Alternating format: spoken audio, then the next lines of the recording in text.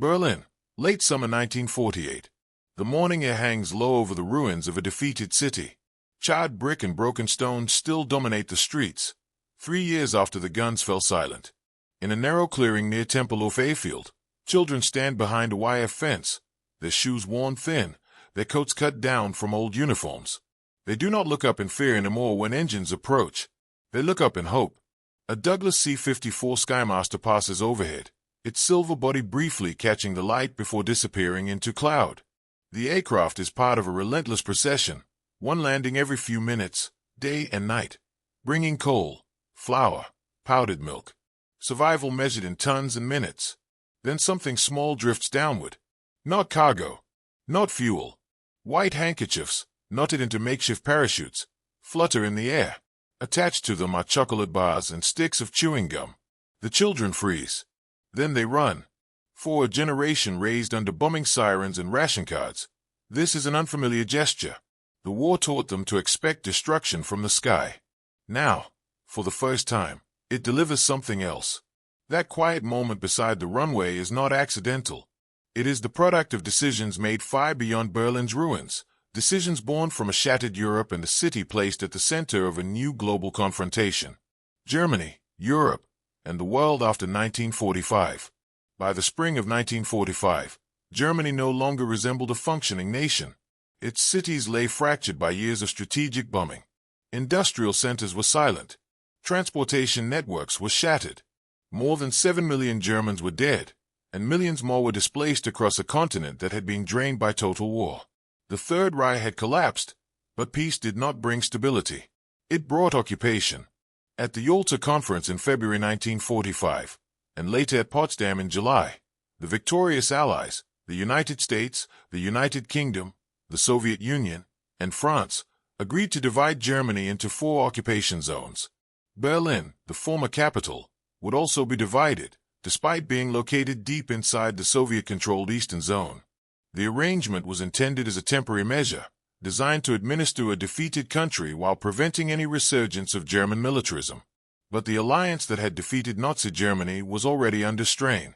The wartime cooperation between the Western Allies and the Soviet Union had been driven by necessity, not trust. By 1946, ideological differences hardened into strategic suspicion. The United States and Britain began to push for economic recovery in Western Europe, believing stability would prevent extremism. The Soviet Union, having suffered catastrophic losses during the war, focused on security and control along its western border.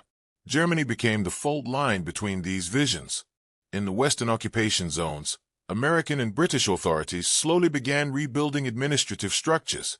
Food remained scarce, but planning shifted toward long-term recovery. In June 1947, U.S. Secretary of State George C. Marshall announced what became known as the Marshall Plan, an ambitious program of economic aid aimed at rebuilding Europe. The Soviet Union rejected the plan, viewing it as an instrument of American influence, and barred Eastern European states from participating. Berlin, divided yet indivisible in practice, felt these tensions immediately. The city held symbolic weight far beyond its ruined streets. To the Western Allies, maintaining a presence in Berlin was a statement of commitment to post-war Europe. To the Soviet leadership, it was an exposed outpost of Western power within their occupation zone. By 1948, the city's population of more than 2 million depended almost entirely on supplies brought in from outside. Local agriculture was insufficient. Coal for heating and electricity had to be imported. Rail lines, roads, and canals connecting Berlin to the western zones passed through Soviet-controlled territory. Access existed, but only by agreement. That agreement began to erode in early 1948. In March, the Western Allies announced plans to merge their occupation zones economically, laying the groundwork for a future West German state. In June, they introduced a new currency, the Deutsche Mark, in the western zones and in West Berlin. The reform was intended to stabilize the economy and curb inflation, but it also marked a clear political divide. For the Soviet Union, the currency reform crossed a line. It signaled that Germany was no longer being treated as a single occupied territory, but as 2 emerging states aligned with opposing power blocs. Berlin, once again, stood at the center of the confrontation. The response was calculated, not immediate violence, but pressure applied where the city was most vulnerable, its lifelines. Within weeks, Soviet authorities began restricting traffic into West Berlin. Trains were delayed. Barges were halted. Road access was questioned, then interrupted. Each action was framed as an administrative measure, but together they formed a tightening grip. The Western Allies protested diplomatically, but the restrictions continued. Berlin was being tested. The question facing American and British commanders was stark. If the supply routes were closed entirely, the city could not survive on its own. Abandonment would signal weakness and surrender influence in the heart of Europe. Confrontation on the ground risked open war with the Soviet Union only 3 years after the last one ended. Between withdrawal and war lay only one remaining option, an option that depended entirely on the sky above Berlin. And as the restrictions hardened into something more deliberate, that option would soon become the city's only connection to the outside world. The blockade and the decision to supply a city by air. On June 24, 1948, the restrictions became absolute. Soviet authorities halted all rail traffic into West Berlin. Road access was cut. Canal transport stopped. Electricity generated in the Soviet sector and fed into the western districts was switched off. Officially, the measures were described as technical difficulties. In reality, they were a blockade. More than 2 million civilians were now isolated inside a city with no functioning supply base of its own. Food reserves were limited. Coal stocks, essential for power and heating, were measured in weeks. Hospitals depended on fuel to operate equipment. Water pumping stations required electricity. Without immediate intervention, West Berlin faced humanitarian collapse. The Western Allies confronted a dilemma without precedent. The post-war agreements allowed for 3 narrow air corridors between West Germany and Berlin, each 20 miles wide. These corridors had been established for administrative flights, not for sustaining an entire metropolis. Yet they were the only access routes the Soviet Union had not closed. On June 25, American military Governor General Lucius D. Clay authorized a provisional air supply operation. What began as an emergency measure soon expanded into one of the largest logistical efforts in history. British forces joined immediately, launching their own airlift under the name Operation Plainfare, while the American effort became known as Operation Victuals. The scale of the challenge was immense. Berlin required a minimum of 4,500 tons of supplies per day to survive. Coal alone accounted for more than half that figure. Early flights carried less than a quarter of what was needed. Aircraft crews faced congested airspace, unpredictable weather, and limited landing capacity at Tempelhof and Gatow airfields. To meet demand, the US Air Force shifted resources across Europe. The Douglas C-47 Skytrain, used extensively during the war, was quickly deemed insufficient. Larger Douglas C-54 Skymasters replaced them, capable of carrying nearly 10 tons per flight. Crews were trained to land, unload, and take off within minutes. Ground operations were refined to the second. The airlift soon became a continuous rhythm. Aircraft approached Berlin at fixed intervals, stacked in the air like beads on a string. Missed landings were forbidden. If a pilot aborted, he returned to base fully loaded to avoid disrupting the schedule. Precision replaced improvisation. By August 1948, deliveries exceeded 5,000 tons per day. In winter, when coal demand surged, the figure rose even higher. At its peak in April 1949, aircraft landed in Berlin every 4 to 5 seconds. Over the course of the operation, more than 277,000 flights delivered approximately 2.3 million tons of supplies. Yet the airlift was not merely a technical feat, it unfolded in full view of the city it sustained. Berliners gathered near airfields to watch the planes arrive. They counted them. They learned their sounds. Each engine signaled another night with light, another day with bread. 4 American and British aircrews, many of whom had flown bombing missions over Germany just years earlier. The contrast was unmistakable. The same skies that once delivered explosives now carried food and fuel. The former enemy population depended on their precision. It was within this environment, where survival hinged on routine, discipline, and trust, that a small, unplanned gesture took shape. Not from policy or command, but from a brief encounter at the edge of a runway. That moment, insignificant in weight but vast in meaning, would add an unexpected human dimension to an operation defined by tonnage and timetables. And it would begin with a handful of children waiting by the fence. By 1948, Berlin's children had known little else but disruption. Many were born during the war. Others remembered nights spent in basements, the ground trembling under bombs. Schooling had been intermittent. Diets were thin, built around ration cards and substitutes. Childhood, as it existed elsewhere, had been postponed. The blockade intensified these conditions. Daily caloric intake in West Berlin was tightly controlled, often dropping below 1,500 calories per person. For children, the margins were even narrower. Milk was powdered. Sugar was rare. Chocolate was nearly mythical. Near Tempelhof, children gathered not because they were instructed to, but because planes meant survival. They learned schedules intuitively. They watched crews unload sacks of coal and flour. They waved.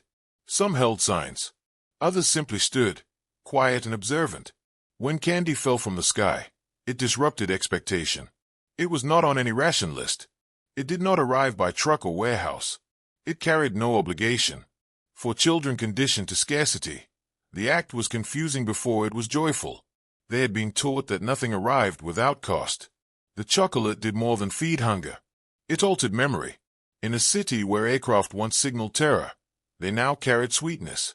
The association mattered. It reached beyond calories into perception, how power could be exercised without fear. For American pilots, the airlift was unglamorous and relentless. Flights ran day and night, often in poor weather. Crews slept in shifts. Engines were pushed to limits. Accidents were frequent enough to be expected. By the end of the operation, 39 British and American airmen had lost their lives. Many pilots were veterans of wartime bombing campaigns. They had flown over Germany with entirely different cargo.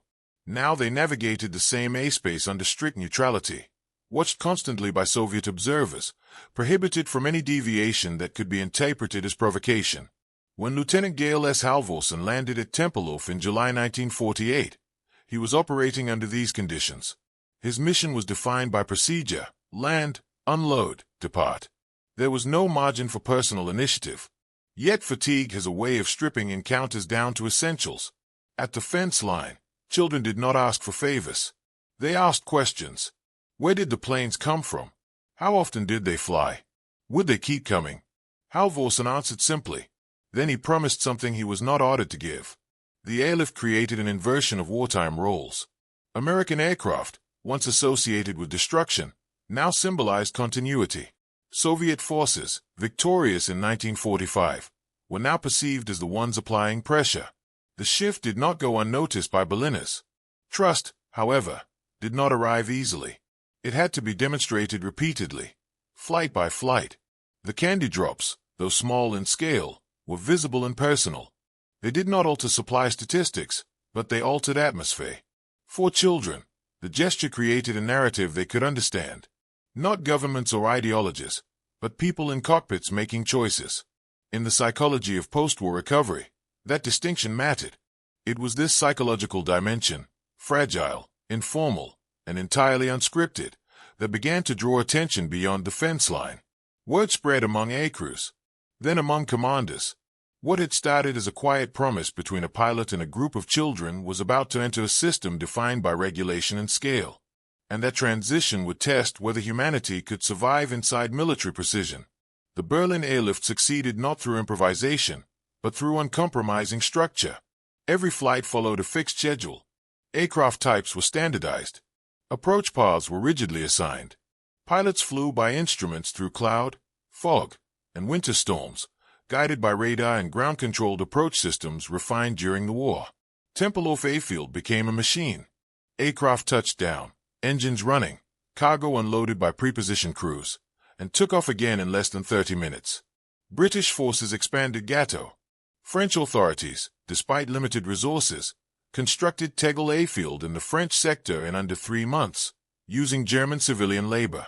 Into this environment of precision entered something irregular: chocolate tied to handkerchiefs. From a logistical standpoint, it was inefficient and unauthorized. From a technical standpoint, it posed no risk. The candy weighed almost nothing. The parachutes were crude but harmless. The gesture did not disrupt the system. Instead, it traveled alongside it, proof that even within mechanical perfection, individual action could exist without breaking discipline. When word of the candy drops reached senior officers, the response was cautious. The airlift operated under constant political scrutiny. Any deviation could be misinterpreted by Soviet authorities as propaganda or provocation. General William H. Tunner, who assumed command of the airlift in July 1948, was a strict logistician. He had orchestrated complex supply operations during the war and valued uniformity above all else. Yet Tunner also understood morale, both among Berliners and aircrews. Rather than prohibit the drops, he institutionalized them. What began as a personal act became Operation Little Victuals. Candy was collected from American families, manufacturers, and schools. Official approval transformed improvisation into policy, without altering the airlift's primary mission. Leadership, in this case, did not suppress humanity. It regulated it. The war had ended with Germany's unconditional surrender. But victory did not automatically secure legitimacy. The Western Allies now faced a different test: how to exercise power without domination. The candy drops carried no strategic necessity. They did not shorten the blockade. They did not increase tonnage. But they communicated intent. They showed restraint. They suggested a future not defined by punishment. For a city emerging from total defeat, that distinction mattered deeply. It shaped how a new generation would remember American aircraft, not as bombers, but as lifelines. And as Operation Little Victuals expanded, its visibility grew beyond Berlin's fences. Journalists took notice. Cameras followed the handkerchief parachutes. What had been private became public. That attention coincided with the most dangerous phase of the airlift, when the strain on crews, aircraft, and diplomacy reached its peak. The operation was approaching a turning point, where endurance would decide more than logistics. By the autumn of 1948, the Berlin airlift had become a test of endurance rather than innovation. The system worked, but only just. Aircraft flew in unbroken succession. Crews rotated through exhaustion. Maintenance teams cannibalized damaged planes to keep others airborne. Weather grew harsher as winter approached, bringing fog that swallowed runways and ice that threatened engines. Soviet pressure did not ease.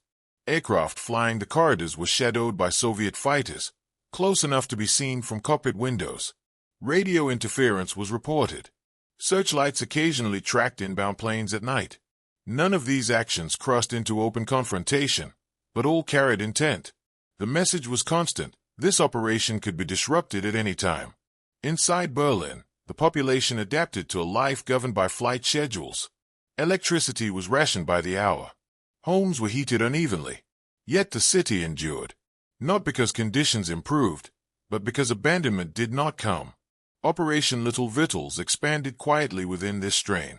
Candy parcels arrived at American bases from across the United States. They were standardized, weighed, and approved. Pilots volunteered to carry them, careful not to interfere with primary cargo. Handkerchief parachutes became more uniform. Children learned to recognize specific aircraft. Lieutenant Halvorsen continued flying regular supply missions. His role did not change. What changed was the meaning attached to his actions. He was no longer a solitary figure at a fence, but a symbol repeated thousands of times in newspapers and newsreels. For the Soviet command, the optics were unavoidable. The airlift already challenged the blockade's effectiveness. Now it challenged its narrative. The Western presence in Berlin was no longer framed solely as occupation, but as assistance requested and received by civilians. As winter set in, demand surged. Coal deliveries doubled. Runways iced over. Accidents increased. On November 20, 1948, a US C-54 crashed near the end of Tempelhof's runway, killing its crew.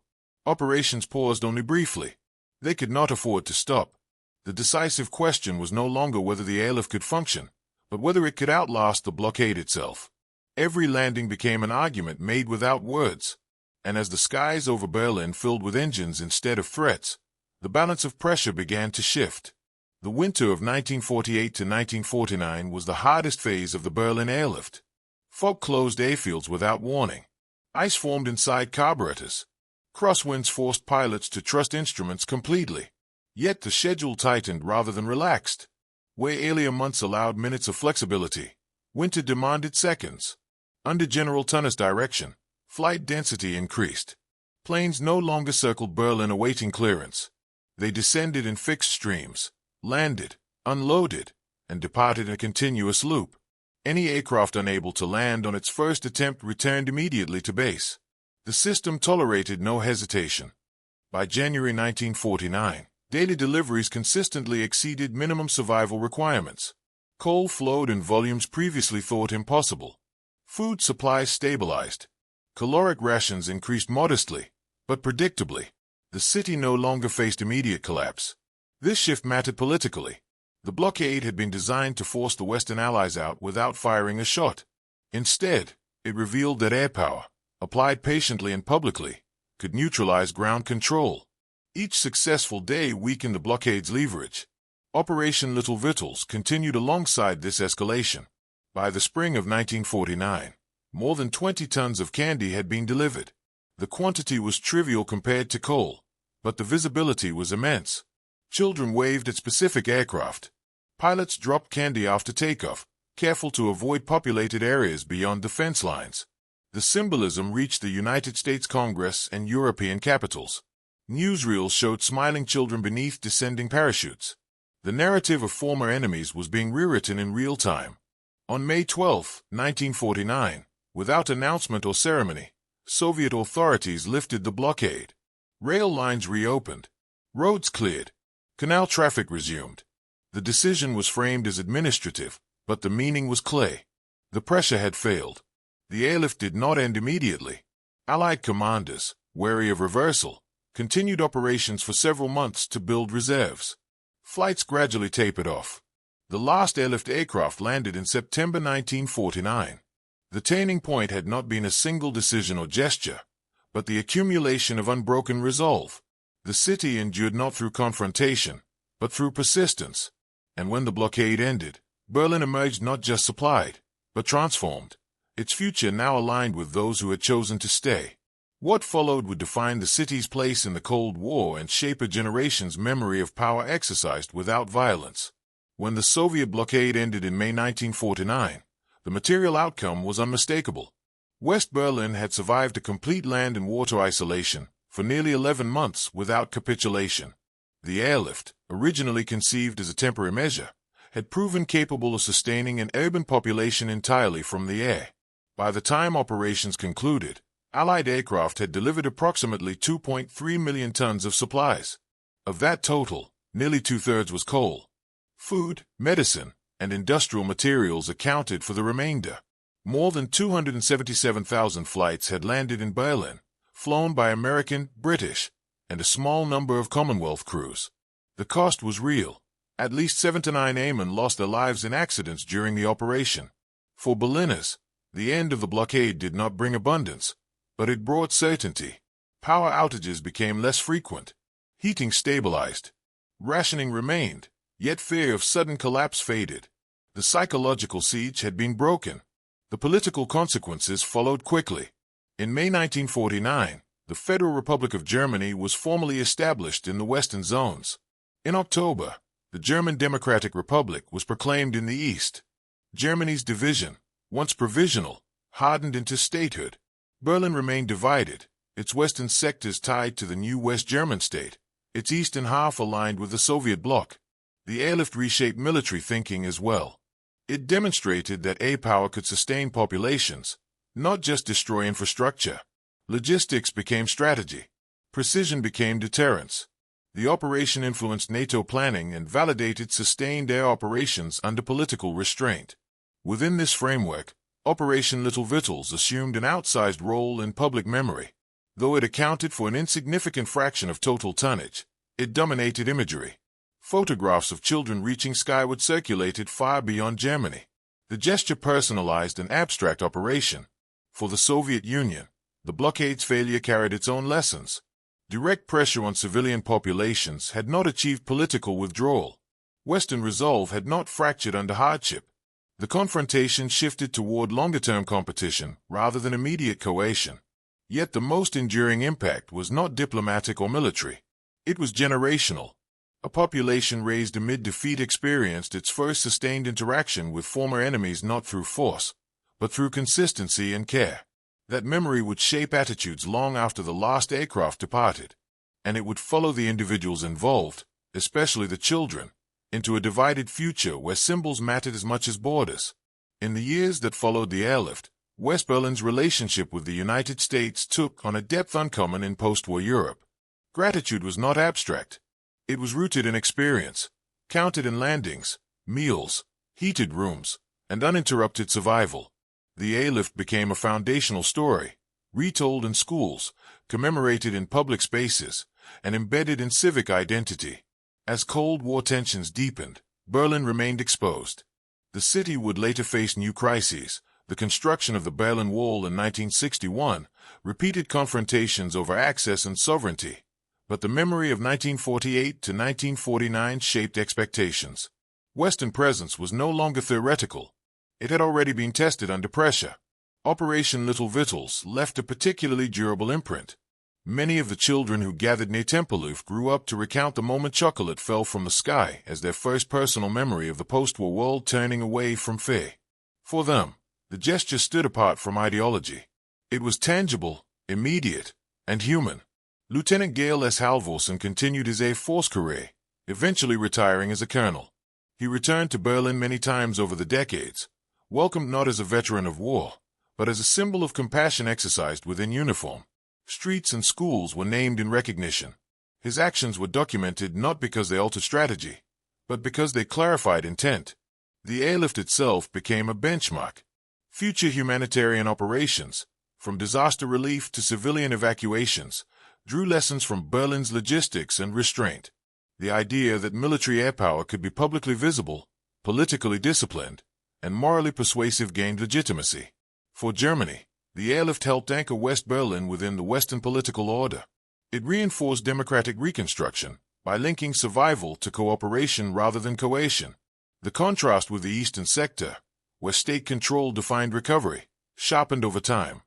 The children who once waited by the fence aged into adults who carried these distinctions forward. Their memory of aircraft was not of fire and collapse, but of constancy. That distinction mattered when alliances were tested decades later. History often records outcomes in treaties and borders. But in Berlin, the aftermath of the airlift also lived in recollection, quiet, personal, and enduring. Those recollections would eventually outlast the division itself, shaping how the city understood power, trust, and restraint when the Cold War finally ended.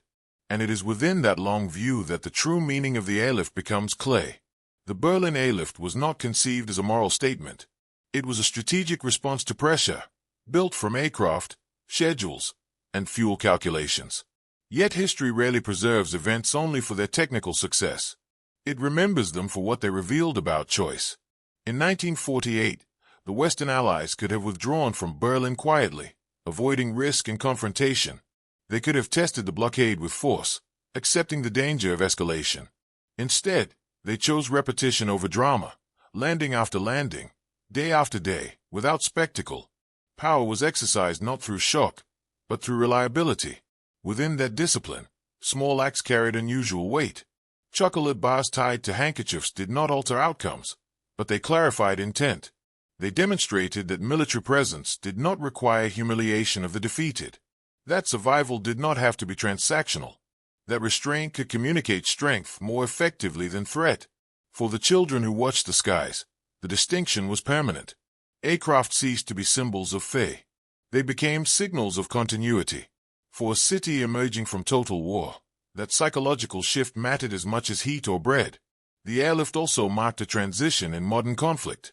It showed that legitimacy could be sustained under pressure without violence.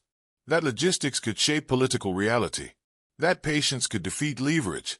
When the Cold War hardened borders and raised walls, Berlin retained the memory of a time when survival arrived from the air without conditions attached. That memory endured long enough to outlast the division itself. History often measures victory by territory gained or enemies defeated. In Berlin, victory was measured differently. In a city that stayed alive, a conflict that did not become a war, and a generation that learned the sky could deliver something other than destruction. Sometimes, the most enduring acts of power weigh almost nothing at all.